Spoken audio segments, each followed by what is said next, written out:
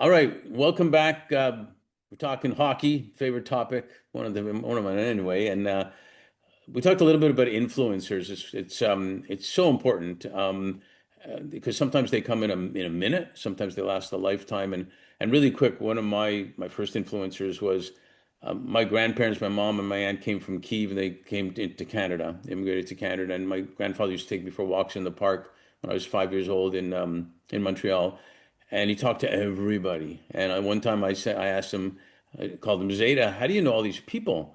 And he said, well, do you see that guy over there? I remember him pointing. He looked up, and I smiled at him, and then he looked up and smiled at me, and he came over and started talking to me. And then someone else saw us, and they came over and saw us smiling, and came over too. And I'm thinking, as a 5-year-old man, life's pretty simple. All I gotta do is smile at people.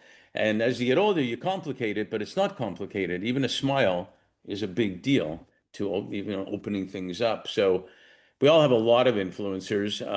Can you share two to three people that have influenced your life?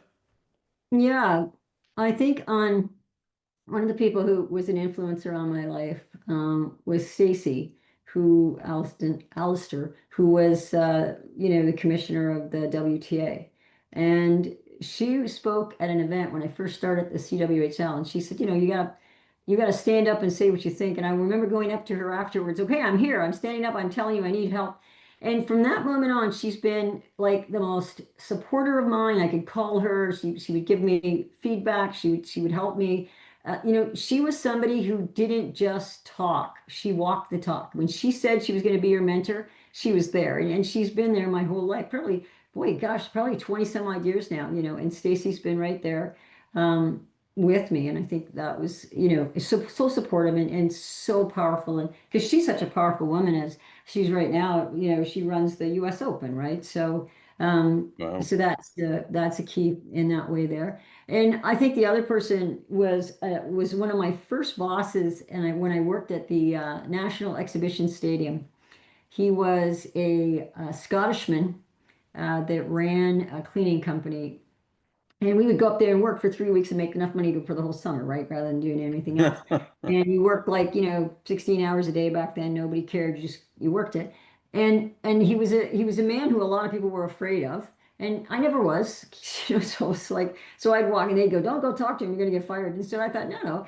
And so I would go up and talk to him, and we became friends. And I remember one day I said to him, so like, what is the greatest lesson you can give me? You're a businessman, you own your own company, this is massive. And he had a bucket of water beside him. And he said, Brownie, he says, put your hand in that bucket of water. I said, okay. So I put my hand in the bucket of water. He says, no, pull it out.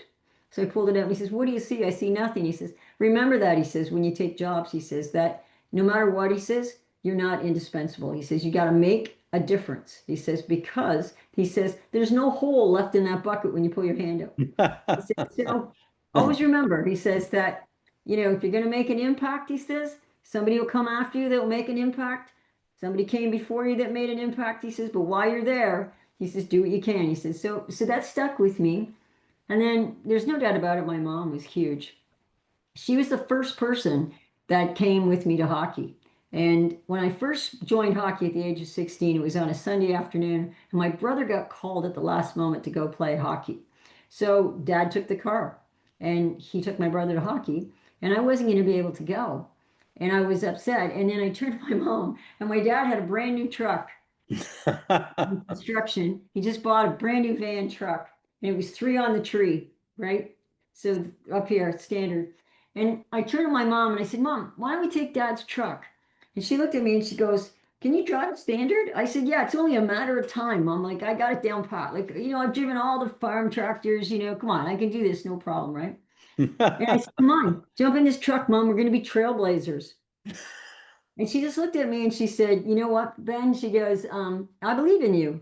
She goes, I believe in you that you're going to drive that truck. She says, and I know you're going to make a difference in hockey. So she jumped in that truck with me, and I swear to God, like we went from out in the farm to Napanee at the time. It was probably 8 miles. We jumped from, the car jumped a lot as you're trying to learn the gear. By the time I got to the rink, though, I had it down pat and could drive the standard, like, because I knew it was up, down, up one, down two, and over three. It was just getting from two Just to got to three get the was the rhythm going. problem. Yeah, Yeah, got to yeah, you get just had to get it going. the. And my mom followed me every Sunday.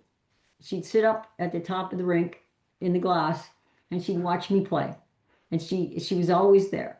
And it was her way because her generation never heard of women playing hockey or heard of women, in a leadership role. And so often we'd laugh as we got older because I'd say, "Oh, Mom, I'm the commissioner of the Canadian Women's Hockey League," and she says, "I'm not sure what that is, but I just know that you must enjoy it."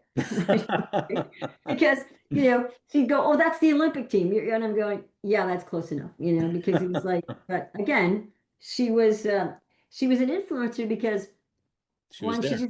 just supported me and she was there, but also the way she held herself at all times. Like, she was always polite. She was always back then what we would call her, she was the lady because, she spoke when she spoke softly and she spoke with something that was impactful. And so you learn from that. So I think, that's a key. Yeah, it's so underappreciated. I think it's appreciated, but underappreciated how much it means for the kid to look up in the stands and see somebody, their father, their mother, their grandfather watching. They may even say, "Oh, it's not important," then they're lying, because it's the most important thing in the world for them. Absolutely. Absolutely, Mark. It's so true. I never missed my son's games. And my daughter, who didn't play hockey, she did different sports.